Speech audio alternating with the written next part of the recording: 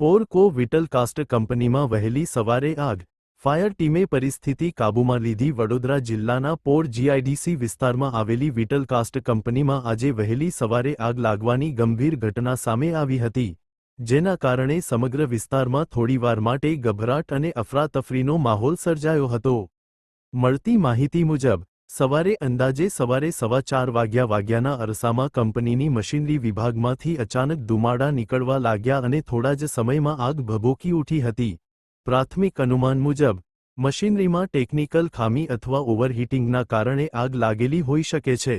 જો કે આ બાબતે હજી સુધી કોઈ સત્તાવાર પુષ્ટિ કરવામાં આવી નથી.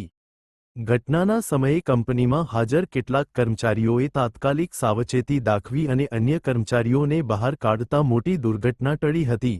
આગ લાગતા જ આસપાસના ઉદ્યોગો અને વિસ્તારના લોકોને માહિતી મળતા ગભરાટ ફેલાયો હતો.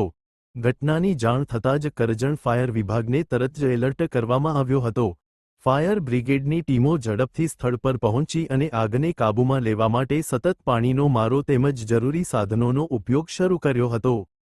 ફાયર વિભાગના અધિકારીઓના જણાવ્યા અનુસાર આગ મશીનરી વિભાગ સુધી મર્યાદિત રાખવામાં સફળતા મળી હતી, જેના કારણે આગ વધુ ફેલાતી અટકાવવામાં આવી હતી. લગભગ 1 થી 2 કલાકની જહેમત બાદ આગ સંપૂર્ણપણે કાબૂમાં લેવામાં આવી હતી. સદનસીબે આ ઘટનામાં કોઈ જાનહાનિ નોંધાઈ નથી, જે મોટી રાહતની વાત છે. તેમ છતાં મશીનરી અને કેટલાક સાધનોને નુકસાન થયું હોવાનું માનવામાં આવી રહ્યું છે.